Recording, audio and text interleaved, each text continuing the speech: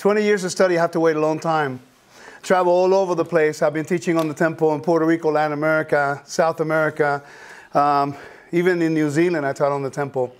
But to come to Jerusalem and do it here, there's nothing better. And before I go on, I want to thank God for the honor and the privilege, more than anything, and also for putting me in the path of my teacher, Joseph Good, who's here today, who I want to give honor to this man, because for 40 years he's been studying the temple when no one was hearing. Amen. He'll tell you a story someday that he went to a conference in Atlanta, only one person showed up, and he still taught.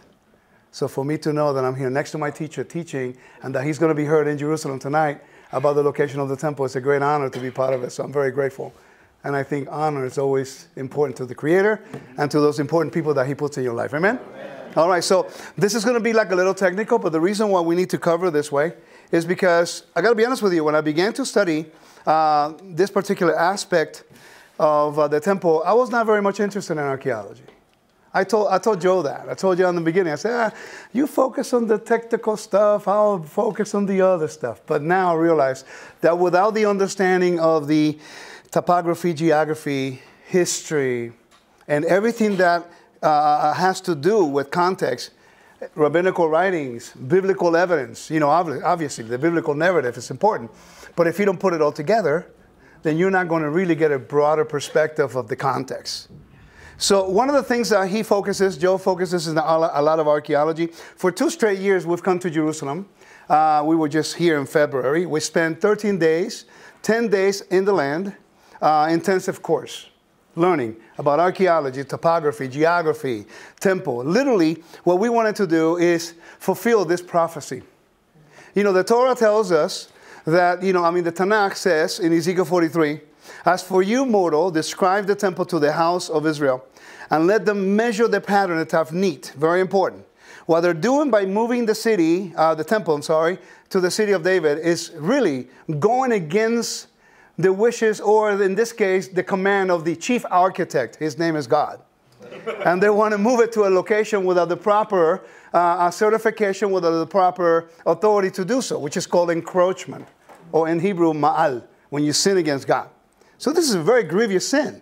So instead of arguing or debating whether they're right or wrong, whether we're right or they're wrong, and then going back and forth, something that this amazing archaeologist told us in February, her name is Eilat Mazar. She's the granddaughter of Benjamin Mazar.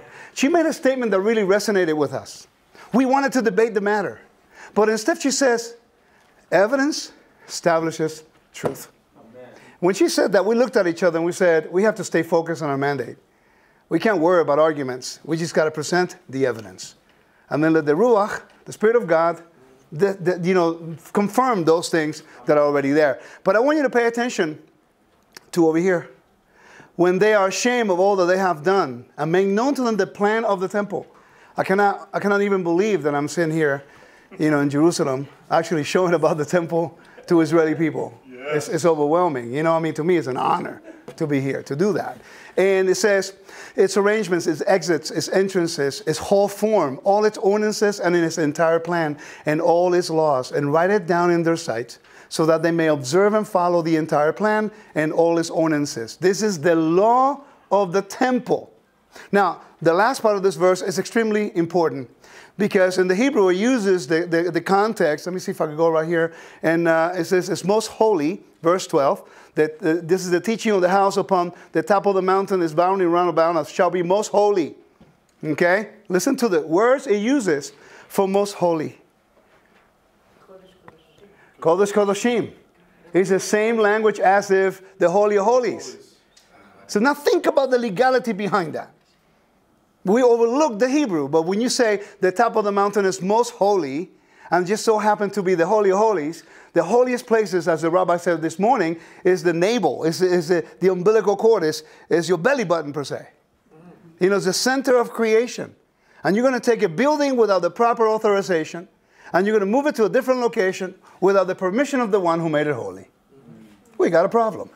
So what we're going to do, we're going to investigate the evidence that we have. Before I go, I want to share with you the resources that I have read or looked into, so you can go validate them. And don't believe what I say, verify what I say, okay? We have below the Temple Mount, Very important resource by the Palestine Exploration Fund. Okay, then we have Dan Bahat, Jerusalem, the Cortes, Jerusalem Atlas. Then we have Eilat Mazar's, one of her resources. She's got two, okay, that I've read. And then I read part of this. He read all of these. And I'm working my way through it. And then these are a great resource. And this is his book, that it is now, Measure the Pattern, that it is now a resource of reading of archaeological finds on the Temple Mount and the Jerusalem and the PEF, which is Palestine Exploration Fund. It's a big deal. It's a big deal. The research that he has done has been recognized internationally. These are the resources that I highly recommend you consider researching when looking into this matter, okay? Now, one of the arguments about the temple being on the city of David is the water source, the water resource. When I began to study into the archaeology and the topography, I asked my teacher, Joseph Good, says, have you focused on the water cisterns on the Temple Mount? He said, no. So I decided to really focus my attention only that. Immediately, I ran into problems into the theory of the temple in the city of David. Why? Because 2 Kings chapters 20, verse 20, in the siege of the Assyrian kingdom, if the city of David was the location of the temple, then we have a real big problem because you need water. And thus, the whole premise is that the water source from the Gihon, which, by the way, has never been the source of water for the temple. But if it is, we got a problem. You have to explain that. Now, the rest of the acts of Hezekiah and all his might, and he made the pool and the conduit that brought water into the city. We know that. But then in 2 Chronicles 32, the same Hezekiah also stopped the upper spring of the waters of Gihon and brought them straight down. It's called Hezekiah's tunnel. So if the water, which you need a lot of water for the service, is redirected south, then how can you continue the service in the temple and the Ophel? I mean, you will think that will be enough to conclude the matter and say, okay, it's settled. No, it's not enough. So I'm only giving you something to think about, because next we're going to get into the technical thing. Ezekiel chapter 47, verse 1. If you do not, let me make a point, and this is really important, something that I disregarded for many years. You can read the Tanakh in Hebrew, and I think it's very important. I'm learning, but it's very important to understand the geography of the temple, the geography and the topography of the land. If you go to the Conrad Schick model, which is down the street from here, not too long, maybe about 10 minutes from here, you know, or 15 if you walk fast, or the other way around, 10 if you walk fast, 15, like me if I go slow. If you Joe, he'll make it in 5, okay? You can really see the cisterns underneath. But the topography is important, because you will read this verse, and if you're not aware of this topography of the temple, you're not going to get it.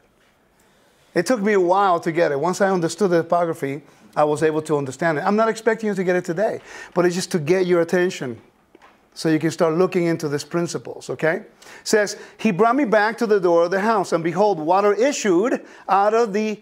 Now, I want you to think about this. Water issued out from under the threshold of the house. Now, think about this. Topographically, where does the Gihon is in Jerusalem? Inside the city of David or outside the city walls in the Kidron Valley?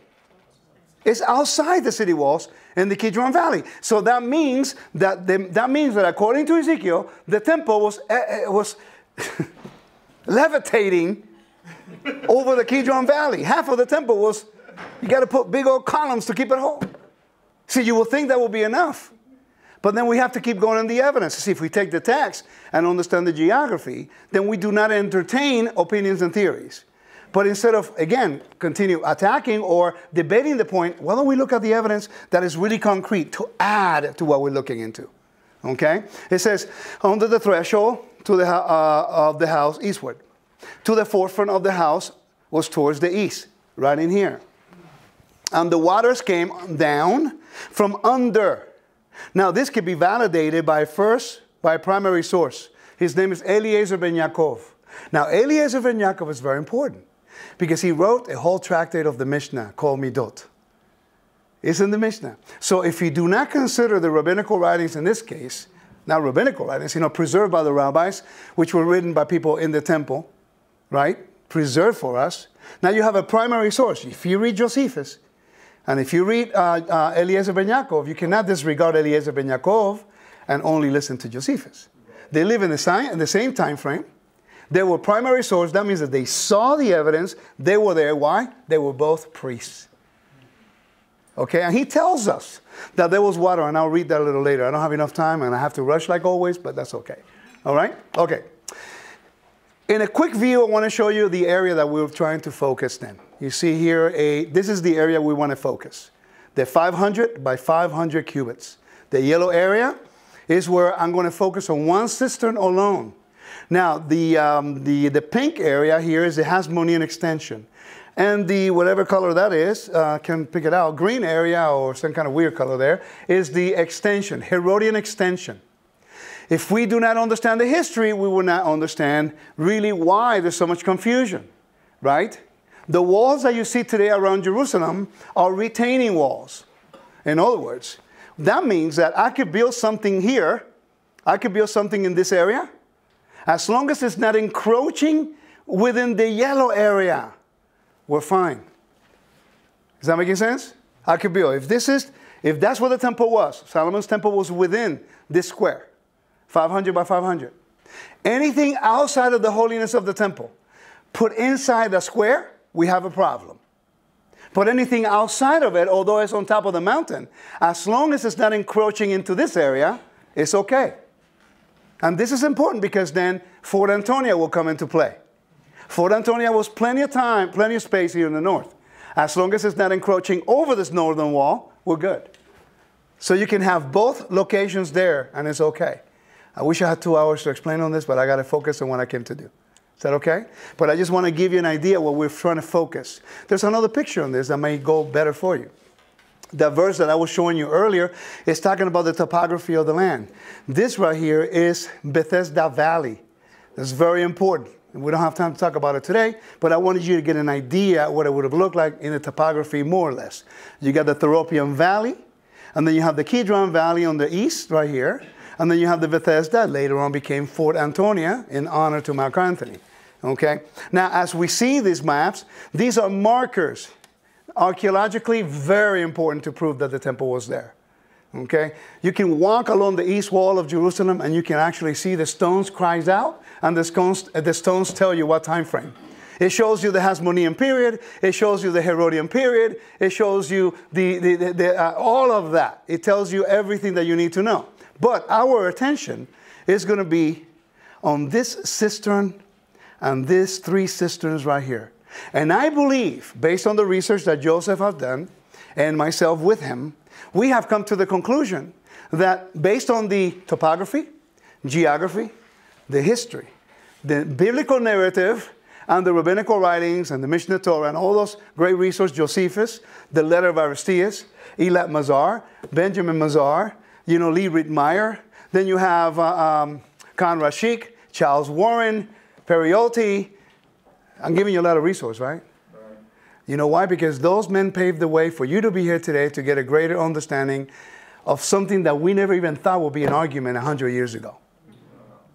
Every archaeologist in Israel, every single one of them agreed that the temple was on the Temple Mount. They just do not agree exactly where.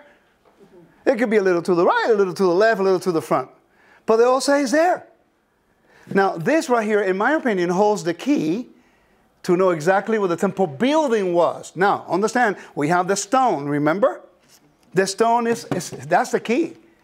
Once you have the stone, then you have to figure out where everything is. And I want to share with you something that I learned with Joseph Good. Let me move on, okay? Now, the resource that I'm going to read you from is a very important resource. And this little conduit that you see here that was measured and was surveyed by Charles Warren and Conrad Schick. That right there, that little conduit, that is a conduit of a cistern, okay, which had a permanent well. Now, if the water, the issue of the water was the main concern for moving the temple to the city of David, then how come they don't tell you about the well of the pomegranate? How come they don't tell you about the well, the permanent well under Beit Aptinas in the temple? Again, temple geography. Because we never consider using the geography, topography, archaeology, and temple function. The buildings were there for a reason. You're not going to put a huge building, 50 cubits high, right? That's like 13 stories high. when there's no water for you to do what you need to do and the functions of it? I mean, imagine if you have this beautiful building here and there's no bathrooms. Is that logical to you? You need bathroom. How many times have you been there already? I mean, hello. You know, without function, it's just a building with no purpose. So the water is what gives life. And I'm going to show you today how understanding the temple function, temple study, the buildings, and what they did in there allows us to see in clarity exactly why the water is so important and why the cisterns actually revealed to us that the temple was there. Is this making sense to you? Oh, yeah. Can you deal with the Puerto Rican? You Israelis, you guys talk fast. Okay, so it's not just Puerto Ricans. You guys talk fast too. All right? All right. So this is the main source that I use. I read this whole book. Not easy reading. It says, Below the Temple Mount in Jerusalem, a source book of the cistern subterranean chambers of the Haram Sharif by Shimon Gibson and David M. Jacobson. So I highly recommend you get that. You can find it. Can they find it in Hebrew, in Israel right now? No? It's not a print. So I got one. You don't. Okay. All right. Researchers of the Temple Mount in the 1800s. Now, this is over 100 years. PEF, is Palestine Exploration Fund. You got James Barclay, Ermit Periotti, De Vogue, Captain Charles Warren, very significant man in regards to the Western Wall and also the city of David. You have Conrad Sheik. Now, there's a model that he did on the Temple Mount in the 1800s, a wooden model, and also a model of the temple at the same time period. Now, if you go to it, it's in the Smith School, outside the Damascus Gate. You pay, I think, like 12 shekels, I think. You go in there down the bottom. It's a huge model, but look under it. Joe got me to look under. And the beauty of the model is he did a temple model, a scale, and underneath he put the cisterns and how they would have looked like underneath the temple, the buildings. And you got to go under. You got to literally get on the floor and look up, and you see it there. I got some pictures, so if you want to see it afterwards, I'd love to show you. All right? All right, then we have Condor and Charles Wilson. Okay. Now, let me give you I'm not going to read the whole thing, but this map shows conduits, subterranean tunnels, and approximate plans of 13 cisterns. This is back from the 1800s. These guys got in there, and they really dug in there. Okay? Now, Wilson, prepared by Wilson by royal engineers as part of the Ordnance Survey of Jerusalem. This shows the plans of 16 cisterns and shaft entrance of 14. I'm going to pretty much paraphrase for you. What they did, they got here, they came into an agreement with the Ottoman Empire to help them with the water problem in Jerusalem in the 1920s or in the 1800s. You know, the Pool of Solomon were still in use on the conduits into the 1920s. So what they did, they read the Bible. So they took the opportunity not only to help with the problem, but also survey the whole Temple Mount. You know, and it was amazing what they did. Okay? All right. So now, quick numbering system so you know what I'm talking about. Charles Warren and Conrad Sheik. Okay? One, for example, we're going to be talking about number 28. Number 28 is where? Where is it? Where is it? Right here. So if you read Charles Warren, Lee Rietmeyer uses this resource, Warren's numbering system. So if you read, you know, Lee Rietmeyer's book, he says cistern number 5 and Conrad Sheik's count is number 28. It's talking about the same one with just different numbering system. Okay? So we're going to use Conrad Sheik, the S28. Okay? All right. This is a very important map. It's a topographical map. If you study this map, there will be no question that the temple was on the Temple Mount. Okay? But that's not really the topic we want to talk about. Okay, I got to stay focused. We are going to focus on this cistern. I will mention number 27, and I will mention 29 and 30 in conjunction with three buildings that we need to know about. Leper's Chambers, Beit Hanitzot in the northeastern corner of the Azara, which is the priestly courtyard, and Beit Aptinas, which is the southeastern corner of the Azara, the priestly courtyard, and some of the features and functions of those buildings. Because three buildings and the functions of those three buildings needed water in order for them to work. That's the key. Remember, we're talking about one source of water in the city of David, the Gihon Spring. But then we have all the cisterns that provide the function and the water for more than just one building. Okay? All right. So we're not going to talk about this one, which is exciting. Maybe I got to bring back someday and talk about that. This is a superimposed map of the blueprint of the temple over the Temple Mount. If you notice, yes. Okay. So what we have here is the cisterns. This is west. Yeah, it is upside down. This is west. This is east. This is north. Now, I want you to notice the blue. You see these in here? Turquoise. See the cistern 28, 27, 29, and 30. Beit Aptinas, Beit Hanitzot, and the leper's chamber in here. Okay, you may be thinking, well, why do I need to know this? If you understand the function of the buildings, then you need water, then you got to find the resource. Yes? First temple or second temple? Second temple period. Okay? But it's the same as the first because it was built in the same location. By the way, and I'm going to, yes? The reason it's upside down is we turned it, we flipped it so that the bottom would be the east. Gotcha. So we'd have a continuity Got in it. all the pictures. Thank you, Joe. So this is the important part. Now talk about this one that provides 3 million gallons of water. That one alone, 3 million gallons of water. Okay, that's a lot of water. So let's not talk about those. That would be too easy to present. Let's talk about the ones in the temple. Because that little conduit, you see a little leg over here in the north, and this northwestern side of the cistern? That's the key to understand what the temple building was, in my opinion. We've talked about this a lot, okay? Now, let me give you some evidence from the Mishnah, and then we'll move on, okay? Now, we have the Golah cistern was located under one of the 6 chambers of the south side of the temple court. The Golah cistern, okay, or the round, Golah, exiled, it's just they change certain vowels and names, and that's why when you read the Mishnah, I talk about the room of the exiles. But in fact, in that room, there was a wheel called a mugni, which they will turn on in the morning for the priest to wash their hands and feet before they worship on the altar. So one little word can throw everything for a loop, okay?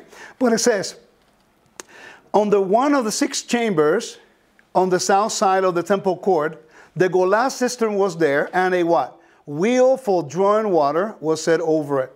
And from hence, they drew water enough for the whole what? Temple court.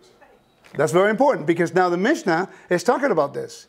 Midot, tractate 5:4. It says, for over it, for hands to, okay, it says, it may also be inferred that rainwater collected in the Beth Horodat Hamayim. Now, that's a very important name. Remember when we went back and I showed you that that little thing was really important? Let me go back real quick if I could get there. This right here, that's what it's called, Beth Horodat Hamayim. That is a conduit for a drainage from the temple into the cistern 28. When the water will rain and snow will fall on the roof of the temple, it was slightly slanted so it could be draining down and going down to the cistern. But I'm going to show you the evidence. I'm not just going to tell you. I want you to see it for yourself. Is this making sense? Yeah. Okay. All right, so I want to give you a Muslim eyewitness. I like to give you as much resources as I can so you can verify this. See, Muslim eyewitness in the year what? 985 of the Common Era. In this case, you know, it says, according to Muhammad Ibn Ahmad, I can't pronounce the last name, I'm sorry about that. In the mosque area, there are 20 underground cisterns of vast size. Now, this is not Christians talking, these are not Jewish talking, these are Muslims, and we all know that the Muslim took over that particular location in the year 600, or maybe a little later, and they built a dome on top of that. Have you ever studied ancient Near Eastern cultures? That's my specialty in college, ancient Near East. And when a culture will conquer another one, they will defeat the enemy, they will kill the king, they will rape the women, and destroy the holy sites, and they will build one on top of it as a sign of sovereignty. That's how I know the temple was there. You don't find that in the city of David. Okay? Remember, we live in the Eastern world. We don't live in the Western world. Western people, normally, they're not in tune with that because we live in a completely different mindset. Okay? All right. So, Now, this is a really exciting one. When Joe showed me this, I was really, really happy. Why? I'm not going to read the whole thing, but I'm going to start from here. They're talking about the Temple Mount. This is from a Persian Muslim man in the year 1047. Listen to what he says. He says they have constructed laden conduits for carrying down the water and the rock cisterns. Whoops, where did I go? Sorry about that. I'm learning how to use this clicker. It says, they have constructed laden conduits for carrying down the water, and the rock cisterns lie below these, with covered passages leading down thereto, through which the conduits pass to the tanks, whereby any loss of water is saved, and impurities are kept therefrom. The tanks that are below the Haran are never needed to be repaired, for they are cut in the live rock. Now, if you understand temple function, you know that's temple language. Because of the loss of tumah, of purity. They have to preserve the purity. Yes? So to many people, they will read that and they go right over the information. To me, he knows it's not from the Muslim period, because history clearly shows us that the Muslims did not have possession of the Temple Mount many, many, many years after the temple was destroyed. If we know a little history, we will know these things. But if we do not study the temple and its function and the loss of purity, we're not going to see those little details that an eyewitness is telling us. But he goes a little further. Watch this. He says, any place where they have been originally a fissure or a leakage has been so solidly built up that the tanks never fall out of order. It is said that these cisterns were constructed by Solomon. You see? So we have information that allows us to complement topography, the history, the geography, the archaeology, and the one thing we need to add to all of this is the temple function. More evidence we cannot have. Okay? Listen, we are in the place in history because the whole world is against Israel. Again. Life will repeat itself if we continue to disregard all the information. It's no longer good enough. You got to stand with Israel because we are the people of God. Yes, we know you are the people of God, and we will stand with you forever. But it's also important that you educate yourself to understand all this information so that no one can take away your right of existence. That's true. This is important. I'll stand with you. You do your part, I do mine. I'll go all over the world. This is my 9th country this year alone. Teaching about people to return to the covenant, people to believe in the temple, and people to stand with you in Israel. I'll do my part if you do yours. Amen? All right. Temple Mount Eyewitness. How much time I got? Yeah, you're at 27, so you're at 33. Okay, good. Okay. The mid-century, thank you, mid-14th century work by Mutil al-Garam, I can't pronounce those Muslim names, written by a Muslim Jerusalemite scholar Ahmad ibn Hilal al-something, mentioned 24 great water cisterns. Now, why do I keep reading you this? Do we really need this to establish this position? Yes. Because if it comes from a Jewish person, they disregard it. If it comes from a Christian person, they say, well, you just love Israel. You're a Zionist, we're not standing with you. If it comes from me, then I'm smack in the middle, then, you just don't know what you're talking about. So we got to go to the other resources to help us. How much information have I given you already? Right? Good. There's more to come. All right? Now, there's more evidence. If you want the PowerPoint, I'll more than gladly send it to you. Okay? All right. Now, let's talk about the source of water in Jerusalem. This is the lowest of the 3 pools of Solomon's pools. This was back, it had to be back in the early 1900s, because this is what it looks like today. I took that picture. Joe and I were there in February. We took that picture. We also took this one. Look how big they were. Huge sources. Now, you know how many gallons of water that could provide? 60 million gallons of water. That is 228,000 meter cubits of water. But I thought there's no water. Okay, that's not talking about the permanent well underneath Beit Aptinas. We're talking about water coming from outside that is feeding water to the upper and the lower city. Okay? How many of you have never seen the pools of Solomon before? It's right here in Bethlehem, near Bethlehem. and we were there in February, okay? It's in Area A, so get an Arab driver, he'll take you over, okay? Okay, this is what I did. That's what we did. We went there, we took pictures. They are massive, huge, incredible. When I saw them, I was blown away by the amount of water that there was. And here we are arguing about one little, water source outside the city walls in Jerusalem, creating havoc all over the world. People who don't come here, they believe anything. And we have all the information here. It can go up to, I think, 13 meters in some places, 18 meters. That's a lot of water. Does this help? How many of you have never seen these before? Okay, and this is important because many people don't realize that there was a great source of water in Jerusalem coming from there. There are 3 pools. This research was done by Amihai Mazar, which is related to Benjamin, Dr. Benjamin, and also Ilan Mazar. It's a classic family dedicated to the study of Israel and all the archaeological findings. Check this out. This blew me away. The upper pool, 22 million gallons. The middle pool, 23 million gallons. And the lower pool, 29 million gallons. 60 million gallons of water coming into Jerusalem back in the time temple period. Wow. That's crazy. Isn't that amazing? Huh? That was constantly replenished. That was constantly replenished because we have at the springs, they have conduits, and I had a picture of them I can show you afterwards, that will lead into the pool. So this is constant water coming in. Running water from a live source, which according to halakha is acceptable for the temple function. That's another thing. Where is this source? I'm sorry? Where is this source? From Bethlehem, and because of the gravity and the degrees coming from the mountains, it flows naturally all the way down to the lower and upper city.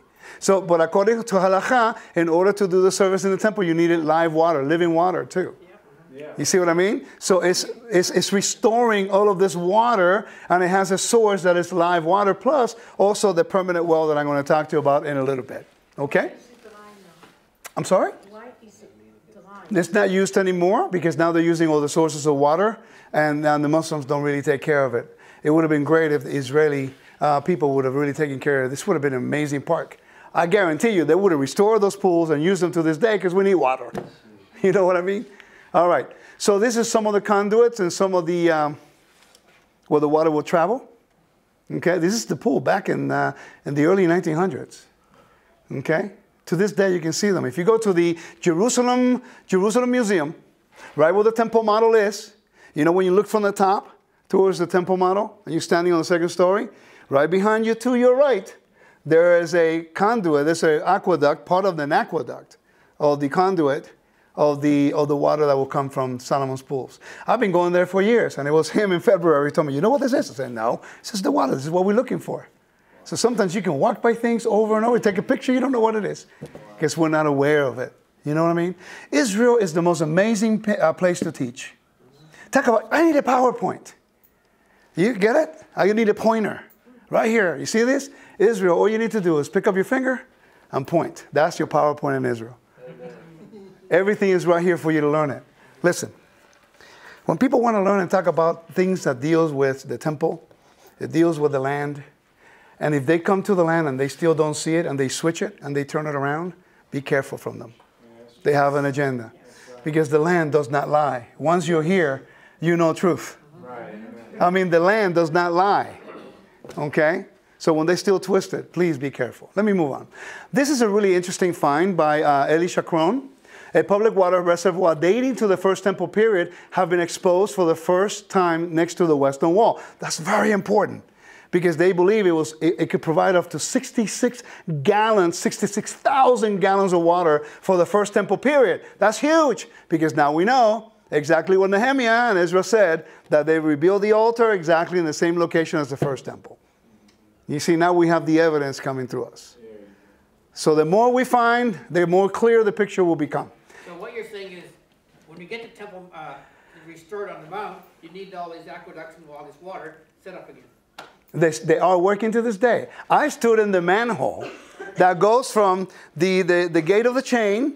Remember we took that picture? Had a buddy of mine who just said, stand right here, so the police will not get us in trouble. He just stood right there, and all I wanted to do was get manhole there, manhole there, manhole there. You know where that conduit will go into? Cistern number 4. The Great Sea. Still there to this day. Back in the 1900s, they used to use it. People would come in, and they used to grab water from there for the people around here when they didn't have any water. It's been around forever, you know. So all you need to do is restore the conduits, and the temple can be rebuilt again there quickly, and we have the water source to continue the service. Okay? Open up the deep. That's right. So watch this. Are you having fun? Are you having a good time? Oh, yeah. All right. It says, archaeologists. What? Remember, I'm limited in time, so I could answer your question if you want. My question is just as important. Now, if this is what will happen in the next temples, that you will use it, you can't use it if it's all dry. Oh, but it will be restored. The water will come in. Don't worry about that. They're already there. The water will come in and we'll get it all redone. The thing is that the infrastructure is already there. That's the important thing. And remember, there's a fixed well underneath that area. All you need to do is bring it back up again. I live in a house. Behind my house, there was a well. It's no longer working. All I need to do is bring the well guy to retap it again, and we got water. 10 minutes. I got to hurry up. Okay. All right. So let me move on. Bet Hodat Hamayim. That's what we're going to be focusing on, okay? Man, the time goes by fast, doesn't it? Can I negotiate for an extra 5? I'm kidding. Okay, so we have number 28, number 29 and 30, and number 27. I'm going to quickly try to show you the function for those 4 cisterns in 3 buildings. Let me repeat that again. 4 cisterns, right? 3 buildings, and they all have different functions. Let's try to get this done. We have in the arrow here, this is a very important cistern because it goes to this is east right here, by the way. It goes to the leper's chamber. They had a mikvah, according to the Mishnah Torah. They had a mikvah in there. So how can you have a mikvah? There's no water. They had a cistern, 72 feet long by 9 feet wide. Okay? And the height was 21 feet. Because now you know why there was a mikvah in a chamber in the court of the women, and there happens to be a cistern underneath. I could take you to the Temple Mount today, and I'll tell you exactly what that cistern was. Because they're still well capped. You can look, I can tell you, oh, that's number 1, that's number 2, that's number 4, that's number 5, that's 28, and that's 20. You can see them today. It's kind of fun when you go out there and you know what you're looking for. Okay? They don't hide it, by the way. They just cap it, they put something green on top of it. Oh, that looks pretty cool. You stand there, you take a picture. You don't know you're standing in one of the biggest cisterns on the Temple Mount, you know? And then you have this other one in here, 2 of them, okay, in the northeastern building. Now, what happened north of the altar? They used to sacrifice the animals. And they used to have hooks. And they used to have, they hang them. And they open them, they skin them. They open the entrails and they cleanse them. Well, hello, if you've been to a butcher place, you know how it smells. You need water in order to cleanse it. Well, it just so happened that under that building you have 2 cisterns, 29 and 30. You need a lot of water to deal with this here, and then you have the cisterns underneath.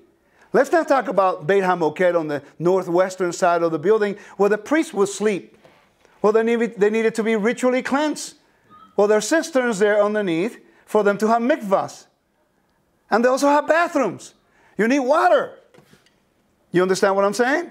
So if we understand the function of the temple and how they worked it, and if we understand the geography of the temple where they are located, connected with all the amazing information of the Mishnah Torah, the Talmud, the Mishnah, as a resource of information for us to understand what happened in the temple, and then you happen to read all the work of all the archaeologists, and then you look into the biblical narrative, it makes perfect sense. And we wouldn't have to bring us here to Jerusalem to talk about the temple on the Temple Mount, because it will be common knowledge to everybody. But unfortunately, the problem is we live without the temple. And it's been away from our perception, and we don't see it because we've been removed from it. So we don't recognize the seriousness of not having that connection, direct connection like they believe in the ancient world. Okay? So what we need to remember is, are we looking for a temple in order for us to have a relationship with God? No, we can still have a relationship with the Lord.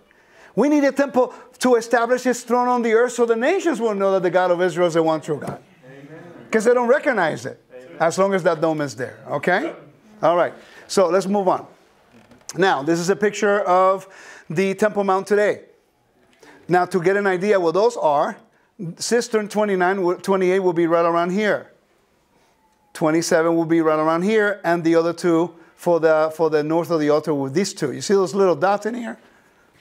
You see this little dots in here? Whoops, I did it again. Sorry, guys. I'm learning how to use this thing. I don't know which way I'm going here. There we go. See those little dots in here? Yeah. That's part of the cisterns that is underneath there. You can see them all over. Are they capped? They're capped. You can see them. Okay? 28 is right over here. Right there. I took a picture last week. I was up there again. I took a picture. You can see it. If you go on the Temple Mount this week, when you enter through the west, you start walking. There's a fountain right there. To the left of the fountain is cistern number 1. To the right of the fountain is cistern number 2. And guess what they used to be in the time of the temple? Bathrooms, right? The mikvaot, the mikvah, to enter. There was like 50 mikvahs down here. There were also mikvaot in there on the temple. By the way, the mikvaot and that source of information, he found that in his research using all this stuff. Okay? All right. So this is what the temple would have looked like if we're looking east over here. East, north, south, west. So this is where the cisterns would have been. Cisterns 28 will be underneath this building. Right around here is very long.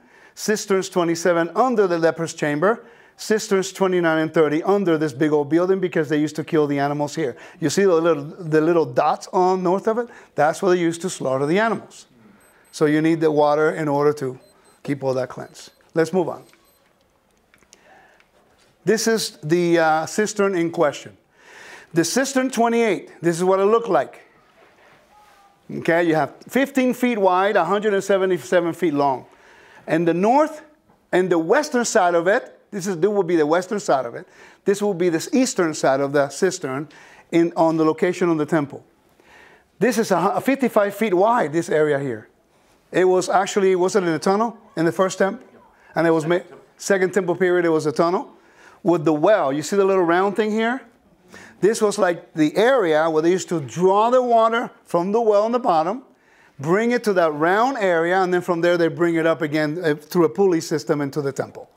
To the kior. Kior is the laver. The yam, the sea, the gray sea. Okay?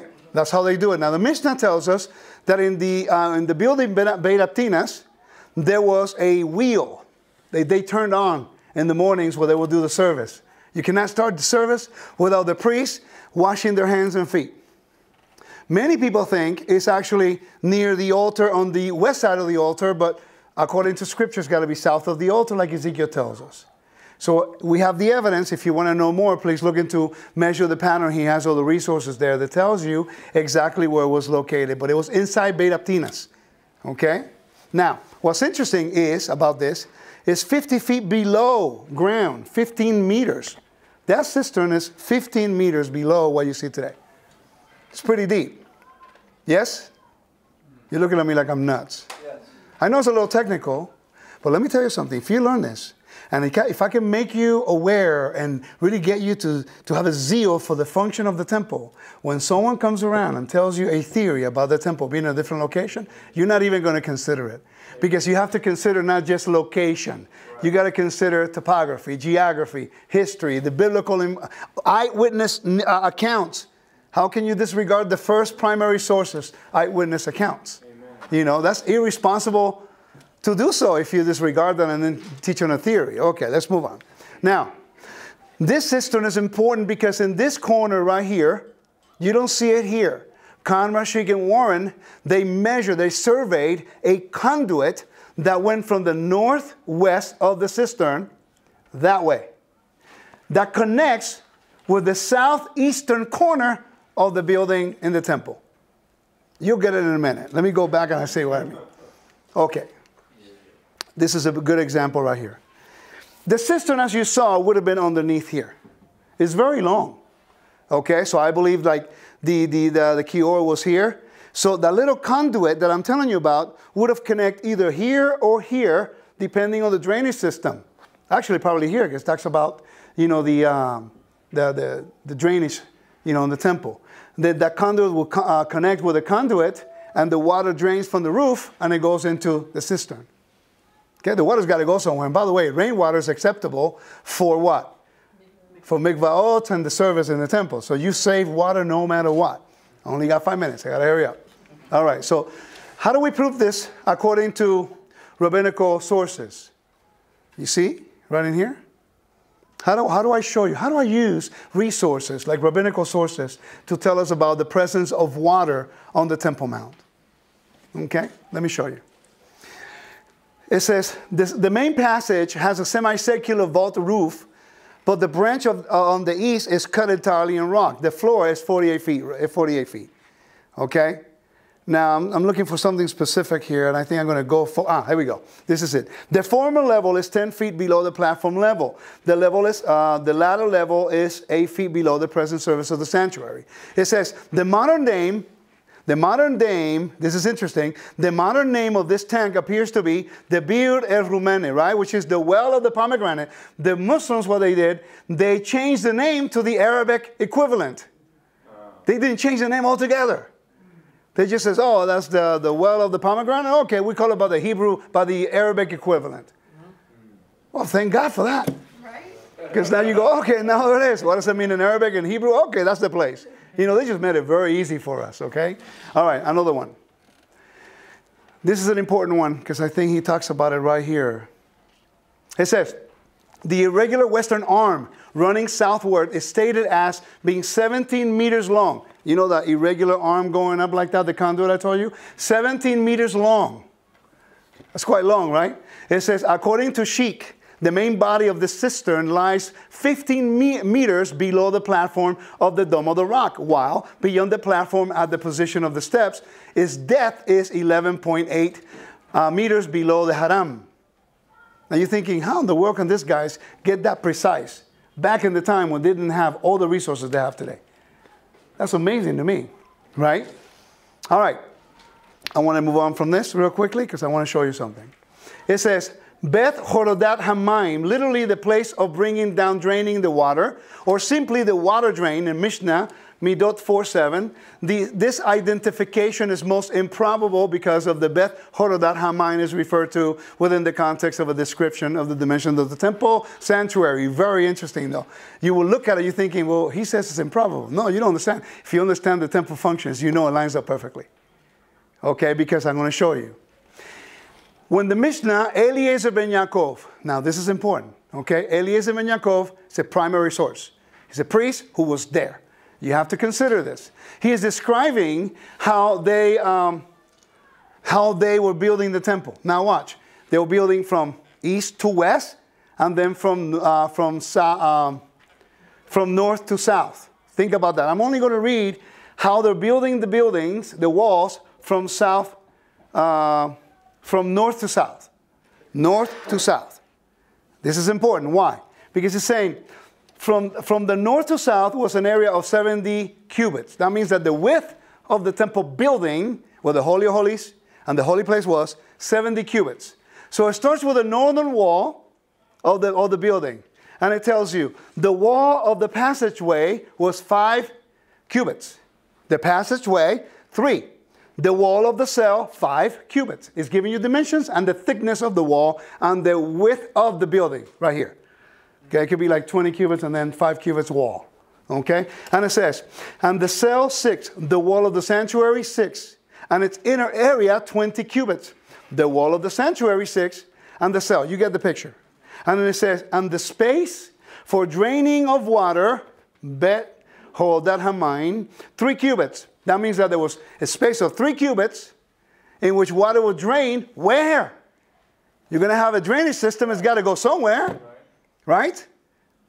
Or do you have plumbing in your house? What happens when you don't clean the plumbing? The water keeps coming back up. So if you don't have a drainage system in the temple, eventually it will flood. Okay, so where does that go?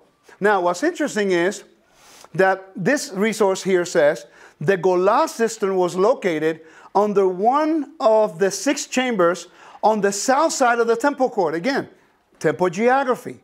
It may be confusing if you're not understanding temple geography. Okay? The Golah cistern was there, and a wheel for drawing water was set over it. And from hence they drew water enough for the whole what? Temple court. So we do have water source. There was a permanent well there. A permanent well. I'm going to take you to it right now. It says, the chamber of the bowl, the Mishnah Torah, Chilkot Beit HaBechira, says, the chamber of the bowls, Lishkat HaGolah, had a well from which water was drawn with a bowl, with a wheel.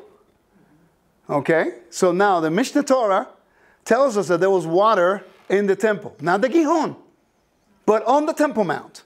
And it said, this well, read it with me, please. This well supplied water to the entire temple courtyard. The chamber of wood, and is describing the other chambers within that building. You know what that building is? Beit Aptinas, where they used to make the incense for the temple, where they had the Sanhedrin Council, when they had all the buildings, and they also had the laver in there too. Now, one more. I think I only have one more. It says, I'm going to read from this from Yom Kippur, Talmud Babli Yomah. If you do not consider the Jewish sources, you're not going to get the bigger picture.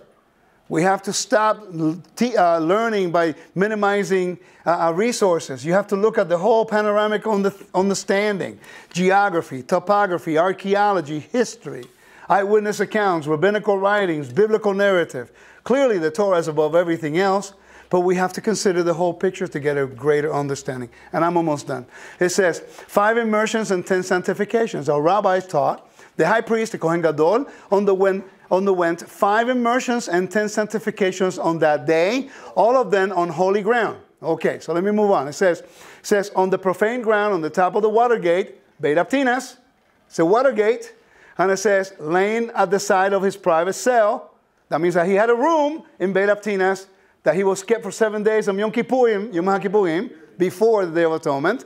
And then it says, Rabbi Abaye says, we infer therefrom that the Etham well was at least 23 cubits above the ground. So in other words, now we have a well, right? All right, last one. This is the last one, I promise you. The Mishnah Midot 5:2, again by the primary source, Eliezer ben Yaakov, a priest in the 1st century, tells us, it says, those in the south, the office made of wood, the office of the exiled, gula, get it? Round, same root word. And it says, and the office made of hewn stone, Sanhedrin Council. Okay? And it says, Abba Saul said, it is the office of the high priest, and it was behind the other door, and the roof of all 3 of them was on the same level. Read this with me. The office for the exile, there was a permanent cistern, and a wheel was placed on it, and from there they did draw water from the whole courtyard. How many of you never really heard this perspective before? Raise your hand. So that means that I highly recommend you consider, study with us the function of the temple. The function, the temple geography, the sacrifices, and everything that involves what allows us to get a greater understanding of what happened there. Last one. Each morning, the priest selected by lot to ascend the Mizbeach, the altar, begin the morning preparation for the service. Right? And I'm done, I promise you. It says, enter the Beit Aptinas, and went within the building of the Lishkat HaGolah, or Gula, okay? He activated the what? Mugni, which was a galgal, a wheel, made of wood, which drew the water up to the kior, the basin. He washed his hands and feet and proceeded to the altar. According to halakha, you have to do that before you start the service. So, a canal of 1 cubit of running water went through the whole courtyard, according to Pesachim. Archeological Pesachim, page 138. When the priest went to rinse away the accumulated blood on the floor, from the floor, they closed the canal, 1 cubit by 1 cubit, so that the water backed up and flooded the floor. Then they opened the canal, allowing the water to run out, carrying the blood and refuse. So what is really the whole point of this? What is the bottom line of this teaching? That there was a huge amount of water underground for the temple service. That's really the whole bottom line. So we can rest assured that there was plenty of water, and it's not one source in the Gihon. All right? If you want to know more, consider my website, Wisdom and Torah. Okay, I do a lot of temple courses there. Joseph Good. What's the name of the website for the temple? Jerusalem Temple Studies. And thank you for the opportunity. I'm honored and grateful for the privilege to teach in Jerusalem about the house of my King. Shalom.